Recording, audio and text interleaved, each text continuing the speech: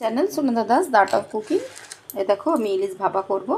তো জাস্ট ইলিশ মাছটা কেটে হলুদ নুন দিয়ে মাখিয়ে জাস্ট এবার আমি পোস্ত আর সর্ষে হাফ চামচ সর্ষে দিয়েছি, 1 চামচ পোস্ত দিয়েছি, ভালো করে একটা কাঁচা লঙ্কার সাথে ভালো করে মিহি করে পেস্ট করে নিয়ে এটার সাথে মাখাবো।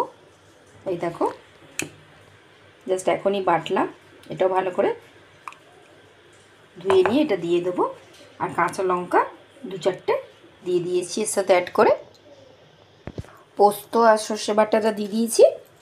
এরপর উপর থেকে একটু কাঁচা লঙ্কা আর জাস্ট একটু নুন আর একটু মিষ্টি দেবো। তোমরা যারা মিষ্টি খেতে একটু ভালোবাসো তারা একটু মিষ্টি অ্যাড করবে, আর যারা ভালোবাসো না তারা স্কিপ করবে। তো আমি এর সাথে একটুখানি নুন আর একটু মিষ্টি অ্যাড করব। এ দেখো নুন আর হলুদ একটু আর মিষ্টি দিয়ে দিয়েছি। এবার জাস্ট এটা মাখিয়ে নেব।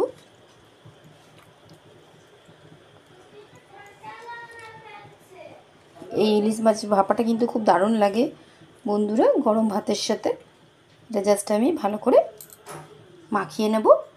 আমার channel Sunanda Das the art of cooking, আর আমার চ্যানেল যারা সাবস্ক্রাইব করছো, যারা দেখছো, লাইক করো, শেয়ার করো।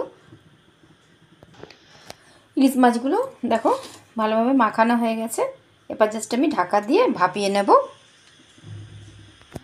এই দেখো টিফিন বক্সটা এরকম জলের মধ্যে একটা বাটির মধ্যে বসিয়ে দেখো একদম সিনে দেবো, গ্যাসটা আস্তে দেবো, নিয়ে এটা থালা ঢাকা দিয়ে দেবো, ভাবে ভাবে সিদ্ধ হবে।